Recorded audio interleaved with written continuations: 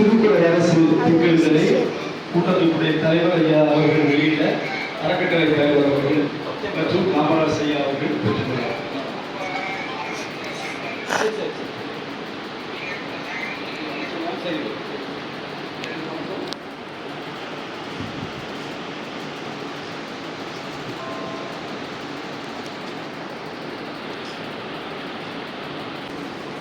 பனிரெண்டு தீர்மானங்கள் நிறைவேற்ற இருக்கிறோம்.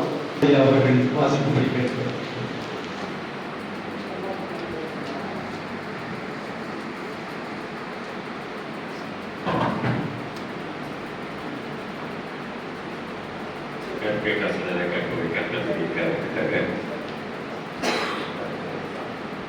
அனைத்து சாதகர்கள் மக்களுக்கும் வணக்கத்தை கூறி தீர்மானம் ஒன்று சென்னை 45 மொழிகளில் திருக்குறளை மொழிபெயர்க்க நடவடிக்கை எடுக்கப்படும் என தமிழக அரசு அறிவித்துள்ளது. அண்மையில் தமிழக நிதிநிலை அறிக்கையில் 28 இந்திய மொழிகளில் 35 உலக மொழிகளில் திருக்குறள் மொழிபெயர்க்கப்பட்டுள்ளது எனவும் இந்நிலையில் ஆசியா, ஆப்பிரிக்கா, ஐரோப்பியா நாடுகளில் பேசப்படும் 28 மொழிகளில் திருக்குறளை மொழிபெயர்க்க பல்வேறு நாடுகளில் உள்ள பதிப்பாளர்கள் முன்வந்துள்ளதாகவும் இதையடுத்து மேலும் 45 மொழிகளில் திருக்குறள் மொழிபெயர்க்கப்படும் என்றும் இத்திட்டத்திற்கு ரூபாய் 1.33 கோடி நிதி ஒதுக்கப்பட்டுள்ளதாகவும் அதன் பின்னர் ஐநா சபையால் அங்கீகரிக்கப்பட்ட 193 உலக நாடுகள் அனைத்து மதகுடிகளிலும் மொழிபெயர்க்கப்பட்ட நூல் என்ற பெருமை திருக்குறளுக்கு கிடைக்கும் என்ற அறிவிக்கப்பட்டுள்ளது. 45 உலக மொழிகளில் திருக்குறள் மொழிபெயர்ப்பு போவதாக அறிந்த தமிழக அரசின் தொலைநோக்கு பார்வைக்கு கூட்டமைப்பு நன்றி தெரிவித்து பாராட்டுதலை தெரிவித்துக் கொள்கிறது. நன்றி, வணக்கம். தீர்மானம் 2. தமிழ்நாட்டில் இனி தமிழ் மட்டுமே அரசாணை. தமிழ்நாட்டில் வெளியிடப்படும் அரசாணைகள் இனி தமிழில் மட்டுமே இருக்கும் எனவும் அரசு பணியாளர்கள் அனைத்து பதிவுகளிலும் தமிழில் மட்டுமே கையொப்பட வேண்டும் எனவும் துறை தலைமை அலுவலகங்களில் இருந்து அனுப்பப்படும் கருத்துக்களும் இனி தமிழிலே இருக்க வேண்டும் எனவும் பொதுமக்களிடம் இருந்து தமிழில் வரும் கடிதங்களுக்கு தமிழிலே பதிலளிக்க வேண்டும் எனவும் உத்தரவிட்டுள்ள தமிழக அரசுக்கு உலக திருக்குறள் கூட்டமைப்பு நன்றியையும் பாராட்டுதலையும் தெரிவித்துக் கொள்கிறது. நன்றி. 3வது தீர்மானம் பிஜேபி உலக தமிழ் சங்கம் சார்பில் 129வது திருவள்ளுவர் சிலை திறப்பு. பிஜேபி உலக தமிழ் சங்கத்தின் தலைவர் கரைமாமணி டாக்டர் பிஜி சந்தோஷம் அவர்கள் அண்மையில் தமது அன்பளிப்பாக 179வது திருவள்ளுவர் சிலையை ஆவடி PM ஸ்ரீ கேந்திர வித்யாலயா பள்ளிக்கு வழங்கி சிலையை திறந்து வைத்தார்கள். திருவள்ளுவர் மீதும் திருக்குறள் மீதும் அளவற்ற பற்றிக்கொண்டு உலகமெல்லாம் திருக்குறள் நெறி பரப்புபவர்களை ஊக்கப்படுத்தி வரும் கரைமாமணி டாக்டர் பிஜி சந்தோஷம் அவர்களை உலக திருக்குறள் கூட்டமைப்பு வாழ்த்துகிறது, பாராட்டுகிறது. அனைவருக்கும் வணக்கம். தீர்மானம் 4. பிரான்சின் உலக தமிழ் ஆராய்ச்சி மாநாடு. 12வது உலக தமிழ் ஆராய்ச்சி மாநாடு வரும் 2025 செப்டம்பர் 20, 21 தேதிகளில் பிரான்சில் உலக தமிழ் ஆராய்ச்சி மன்றம் நடத்துகிறது. உலக திருக்குறள் கூட்டமைப்பு நிர்வாகிகள் பிரான்ஸ் மாநாட்டில் கலந்து கொள்ள வேண்டும் என உலக தமிழ் ஆராய்ச்சி மன்றம் விடுத்த அழைப்பை ஏற்று உலக திருக்குறள் கூட்டமைப்பு தலைவர் கவிஞானி திரு ஞானமூர்த்தி தலைமையில் 25 பேர்களுக்கு குறையாமல் செல்வது என கூட்டமைப்பு முடிவு செய்கிறது. நன்றி. அஞ்சாவது தீர்மானம் உச்சநீதிமன்றம் மற்றும் உயர்நீதிமன்ற நீதிபதி நியமனத்தில் சமூக நீதி புறக்கணிப்பு. அரசியல் சட்டம் அமலுக்கு வந்த பிறகு கடந்த 75 ஆண்டுகளாக இடஒதுக்கீடு மறுக்கப்பட்ட ஒரே துறை உச்சநீதிமன்றம் மற்றும் உயர்நீதிமன்ற நீதிபதிகள் நியமனங்கள். உச்சநீதிமன்றங்கள் தற்போது உள்ள மொத்த நீதிபதிகள் 2 பேர் மட்டுமே பட்டியலிடப்பட்டவர்கள். அரசியல் சட்டம் அமலுக்கு வந்ததிலிருந்து இதுவரை பழங்குடியை சேர்ந்த ஒருவர் கூட உச்சநீதிமன்ற நீதிபதியாக நியமிக்கப்படவில்லை. பிற்படுத்தப்பட்டவர்கள் 1-2 பேர் நீதிபதியாக உள்ளனர். மற்ற அனைவருமே உயர்வகுப்பைச் சேர்ந்தவர்கள் தான். நீதிபதிகள் பரிந்துரைக்கும் கொலிஜியம் உயர்வகுப்பைச் சேர்ந்தவர்களே அதிகம் உள்ளனர். சட்டப்பிரிவு 14 பொது வரவேற்பில் எல்லோருக்கும் சம வாய்ப்பு அளிக்கப்பட வேண்டும் என்று கூறுகிறது. IAS, IPS அதிகாரிகளுக்கு இடஒதுக்கீடு பொருந்தும் போது நீதிபதிக்கு ஏன் பொருந்தாது என்னும் கேள்வி எழுகிறது. உதாரணமாக மாநில நீதிபதி நியமனம் குறித்து உறுப்பினர் எழுப்பிய கேள்விக்கு ஒன்றிய சட்டத்துறை அமைச்சர் அர்ஜுன் ராம் மேக்வால் அவர்கள் இந்தியாவில் உள்ள உயர்நீதிமன்றங்களில் 2018 பிறகு நியமிக்கப்பட்ட 715 நீதிபதிகள் 22 பேர் SC எனவும் 16 பேர் ST எனவும் 89 பேர் OBC எனவும் 37 பேர் சிறுபான்மையினர் எனவும் மொத்தம் 164 பேர் எனவும் மீதமுள்ள 551 நீதிபதிகளும் 77.6% உயர் ஜாதிக்கு சேர்ந்தவர் என மாநிலங்கள் பதிலளித்துள்ளார்.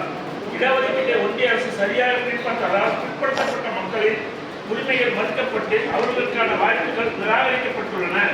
ஒன்றிய அரசின் சமூக நீதிக்கு எதிரான செயலை இந்த கூட்டமைப்பு வன்மையாக கண்டிக்கிறது. உயர்நீதிமன்றம் மற்றும் உச்சநீதிமன்ற நீதிபதிகள் நியமன இடஒதுக்கீடு பின்பற்றப்பட வேண்டும் என ஒன்றிய அரசை கூட்டமைப்பு வலியுறுத்துகிறது. தீர்மானம் 6.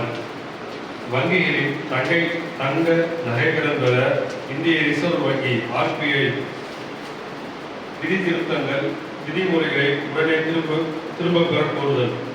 வங்கிகளில் தங்க நகை கடனுக்கு இந்திய ரிசர்வ் வங்கி RBI இதுவரை நகை அடகு வைத்தவர்களை காலம் கடந்து வட்டி மட்டும் கட்டி புதுப்பித்துக் கொள்ளலாம் அல்லது அன்றைய மதிப்பீட்டில் கூடுதல் தொகைக்கு அடமானம் வைத்துக் கொள்ளலாம் என இருந்தது. ஆனால் இனி வட்டியும் முதலும் சேர்த்து முழு பணத்தையும் செலுத்தி நகையை திருப்பினால் மட்டுமே மீண்டும் நகை அடைக்க முடியும். மேலும் ஒருவர் 25 முதல் 30 லட்சம் வரை அடகு வைக்கலாம். ஆனால் ஒருவர் பெயரில் 5 முறை மட்டுமே அடகு வைக்க முடியும். அதாவது ஒருவர் 25 லட்சத்திற்கு அடகு வைத்தால் 5 லட்சமாக 5 முறை மட்டுமே அடகு வைக்க முடியும். மேற்கண்ட விதிகள் நடுத்தர மக்களை மற்றும் விவசாயிகளையும் மிகவும் அதிர்ச்சிக்குள்ளாகியுள்ளது.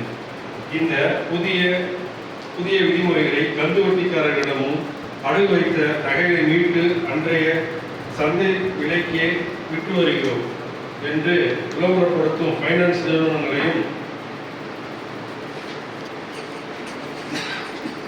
ஊக்கப்படுத்துவது போல் அமைந்துள்ளது. எனவே இந்திய ரிசர்வ் வங்கி தங்க நகை அடகுகளை விதிக்குள் புதிய விதிமுறைகளை உடனே திரும்ப பெற வேண்டும் என இக்கூட்டம் வலியுறுத்துகிறது. அனைவருக்கும் வணக்கம். பெட்ரோல், டீசல், சமையல் எரிவாயு மீதான விலை உயர்வை குறைக்க பொறுத்தது உலக சந்தையில் கச்சா எண்ணெய் விலை கடந்த 4 ஆண்டுகள் இல்லாத அளவிற்கு குறைந்துள்ளது. எனவே மத்திய அரசு பெட்ரோல், டீசல் விலையை குறைக்க வேண்டும் எனவும் மேலும் டீசல், பெட்ரோல் மீதான கலால் வரியை ரூபாய் 2 உயர்த்துவதை திரும்ப பெற வேண்டும் எனவும் கூட்டமைப்பு வலியுறுத்துகிறது. மேலும் தொடர்ந்து சமையல் எரிவாயு உருளை மீது கூடுதல் கட்டணம் உயர்த்துவதை கூட்டமைப்பு வன்மையாக கண்டிக்கிறது. சமையல் எரிவாயுவிற்கான விலை உயர்வை உடனே குறைக்க வேண்டும் எனவும் கூட்டமைப்பு மத்திய அரசை வலியுறுத்துகிறது. நன்றி. இந்தியாவில் உள்ள ஹஜ் பயணிகளை தடையில்லாமல் அனுப்ப கோருதல். இந்தியாவில் உள்ள இஸ்லாமிய மக்களுக்கான வகுப்பு வாரிய சட்டத்தை தற்போது மத்திய அரசு மாற்றி புதிய சட்டம் இயற்றியதை உச்சநீதிமன்றம் தடை விதித்துள்ளதை உலக திருக்குறள் கூட்டமைப்பு வரவேற்கிறது. மேலும் இந்தியர்களின் ஹஜ் பயணத்தில் ஏற்பட்டுள்ள சிக்கலுக்கு தீர்வு காண மத்திய அமைச்சர் ஜெய்சங்கர் சவுதி அரேபியா அதிகாரிகளுடன் பேச்சுவார்த்தை நடத்தி நிறுத்தி வைக்கப்பட்டுள்ள 52,000 இந்திய ஹஜ் பயணிகளுக்கான பயண திட்டங்களை உறுதிப்படுத்த வேண்டும் என இக்கூட்டமைப்பு ஒன்றிய அரசை வலியுறுத்துகிறது. தீர்மானம் 9. தமிழக போக்குவரத்து துறையை சீர் செய்த போது அண்மையில் தமிழக போக்குவரத்து துறை கோவையில் பெண் நடத்துனர்கள் 22 பெண்களுக்கு பணி நியமன ஆணை வழங்கியதை இந்த கூட்டம் வரவேற்கிறது. மேலும் 50% பெண்களுக்கு நடத்துனர்கள் பணியில் நியமிக்க வேண்டும் என கூட்டமைப்பு தமிழக அரசை கேட்டுக்கொள்கிறது. மேலும் தமிழக போக்குவரத்து துறை அண்மையில் கோடைக்கால மக்கள் பயணத்தை சீர் செய்ய போவதாக முதற்கட்டமாக 20 தனியார் பேருந்துகளை வாடகைக்கு எடுக்க உள்ளதாக அறிவித்துள்ளது. இந்த போக்கு தனியாரை ஊக்கப்படுத்துவதோடு ஊழல் மற்றும் முறைகேடுகள் பெருமளவில் நடைபெற வாய்ப்புள்ளது. கலைஞர் போக்குவரத்து துறை அமைச்சராக இருந்த போதுதான் தனியார் பேருந்துகளை அரசுடைமையாக்கினார். அவரின் தொலைநோக்கு சிந்தனை ஈர்ப்புப்போடு செய்யும் நிலை தற்பொழுது ஏற்பட்டுள்ளது. பேருந்து இயக்கம் முழுமையாக இயக்க முடியாததற்கு ஓட்டுநர் நடத்துனர் பற்றாக்குறையே காரணம் என தொழிலாளர்கள் தரப்பில் தெரிவிக்கின்றனர். எனவே தனியார் பேருந்துகளை வாடகைக்கு எடுக்கும் முடிவை கைவிட்டு புதிய பேருந்துகளை வாங்குவதற்கும் காலியாக உள்ள ஓட்டுநர் நடத்துனர் பணியிடங்களை மற்றும் பணியாளர்களின் பணியிடங்களை நிரப்பி இயங்கும் பேருந்துகளுக்கு தேவையான தயாரிப்புகளை வரவழைத்து போக்குவரத்து தொழிலாளர்களுக்கு வழங்காமல் நிலுவையில் உள்ள பணப்பயன்களை வழங்கி அரசு போக்குவரத்து கழகத்தை திறம்பட இயக்க வேண்டும் என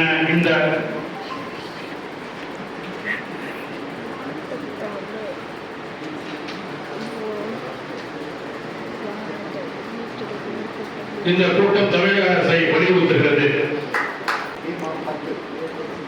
தர்பூசணி சாகுபடி செய்கிற விவசாயிகளுக்கு ஏக்கருக்கு ரூபாய் 70,000 இழப்பீடு வழங்க வேண்டும். மேலும் அரசை தர்பூசணி பழங்களை கொள்முதல் செய்து கொள்ளுதல். அண்மை தமிழக அரசின் உணவுத்துறை உயர் அதிகாரி சதீஷ் என்பவர் தர்பூசணி பழங்களை ஊசி போட்டு கலப்படம் செய்கிறார் என்று தெரிவித்த தவறான உள்நோக்கம் கொண்ட அபத்தமான கருத்தால் தர்பூசணி விற்பனை கடுமையாக பாதிக்கப்படுவது. கிலோ 15 ரூபாய்க்கு விற்று வந்த தர்பூசணி தற்போது ரூபாய் 2 ரூபாய்க்கு மட்டுமே விற்பனையாகி வருகிறது. இதனால் விவசாயிகளுக்கு ஏக்கருக்கு தலா ரூபாய் 70,000 இழப்பு ஏற்பட்டுள்ளது. இதனால் தர்பூசணி உற்பத்தி செய்கிற விவசாயிகள் தாங்களான துயரத்திற்கு ஆளாகியுள்ளனர். எனவே அரசே தர்பூசணி பயிரிடும் விவசாயிகளுக்கு இழப்பீடு தொகையாக ஏக்கருக்கு ரூபாய் 70,000 வழங்க வேண்டும். மேலும் அரசே தர்பூசணி பழங்களை கொள்முதல் செய்து நியாய விலை கடைகள் மூலம் திட்டம் செய்ய முன்வர வேண்டும் என கூட்டமைப்பு தமிழக அரசை வலியுறுத்துகிறது. அரங்கத்தில் உள்ள அனைவருக்கும் எனது பணிவான வணக்கத்தை தெரிவித்துக் கொள்கிறேன். தமிழ்நாட்டில் வட மாநிலத்தவர்கள் 300 பேர் போலி சான்றிதழ் கொடுத்து வேலைக்கு சேர்ந்துள்ளதை முழுமையாக கண்டறிய தனி ஆணையம் அமைக்க கோருகிறது.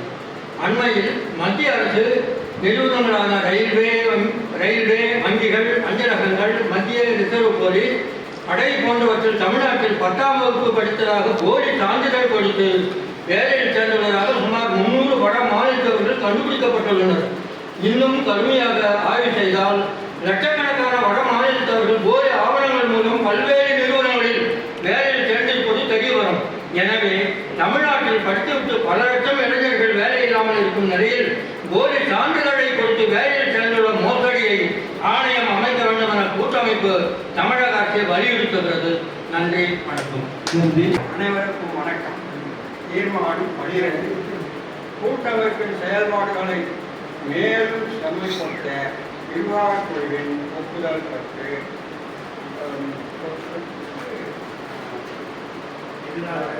பொறுப்பாளர்கள் நியமிக்கப்படாத பொறுப்புகளுக்கு புதிய பொறுப்பாளர்கள் தேர்வு செய்வது எனவும் கூட்டமைப்பின் செயற்குழு பொதுக்குழு கூட்டங்களில் நிறைவேற்றப்பட்ட தீர்மானங்களை உரிய காலத்தில் செயல்படுத்தாத பொறுப்பாளர்களுக்கு பதிலாக புதிய பொறுப்பாளர்கள் தேர்வு செய்வது எனவும் இச்செயற்குழு கூட்டத்தில் ஒருமனதாக தீர்மானிக்கப்படுகிறது. நன்றி, வணக்கம்.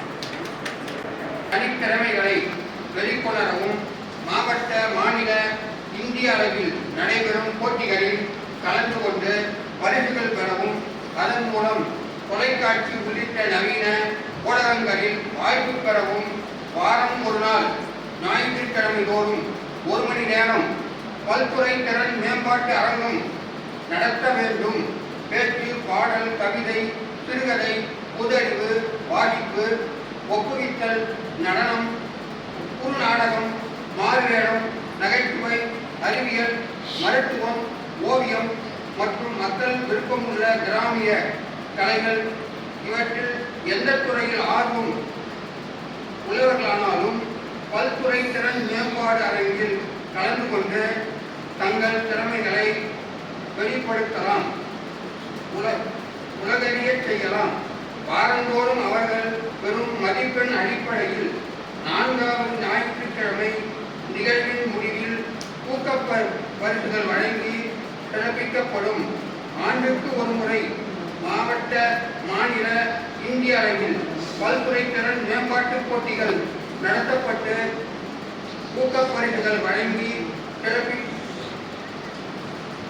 சிறப்பிக்கப்படுவதோடு ஒவ்வொரு போட்டியிலும் முதல் 3 பரிசுகள் பெறுபவர்கள் தொலைக்காட்சி நிகழ்ச்சிகளில் பங்கேற்க பரிந்துரைக்கப்படுவார்கள். கிளை அமைப்புகளில் திறன் மேம்பாடு அரங்கினை கிளை நிர்வாகிகள் வழிநடத்த வேண்டும். குறிப்பாக கிளை தலைவர்கள், செயலாளர்கள், பொருளாளர்கள் பொறுப்பேற்க வேண்டும். கிளை அமைப்புக்கு ஒன்றிய, நகர, மாநகர, மண்டல நிர்வாகிகள் தேவையான வழிகாட்டுதல் வழங்க வேண்டும். ஒன்றிய, நகர, மாநகர, மண்டல நிர்வாகிகளுக்கு மாவட்ட நிர்வாகிகள் தேவையான வழிகாட்டுதல் வழங்க வேண்டும். துறை இயக்குநர்கள் தங்கள் மாவட்ட நிர்வாகிகளுக்கு ஒரு வருவாய் மாவட்டம் மட்டுமே தேவையான வழிகாட்டுதல் வழங்க வேண்டும். துணைத் தலைவர்கள், துணை பொதுச் செயலாளர்கள் தங்களுக்கு பொறுப்பு வழங்கப்பட்டுள்ள 3 மாவட்டங்கள் துறை இயக்குநர்கள் மற்றும் மாவட்ட நிர்வாகிகளுக்கு தேவையான வழிகாட்டலை வழங்க வேண்டும். மாதந்தோறும் மாவட்ட அளவில் திறன் மேம்பாட்டு அரங்கில் கலந்து கொண்டு பரிசுகள் பெற்றவர்கள் மதிப்பெண் கணக்கிடப்பட்டு ஒவ்வொரு மாவட்டத்திலும் முதல் 3 பரிசுகள் பெறுபவர்கள் படைப்புகள் கூட்டமைப்பின் கொள்கை விளக்க ஏடான திருக்குறள் அரசு திங்களிட வெளியிட சிறப்பு செய்யப்படும். மேற்கண்ட தீர்மானங்கள் ஏகமனதாக நிறைவேற்றப்படுகின்றன.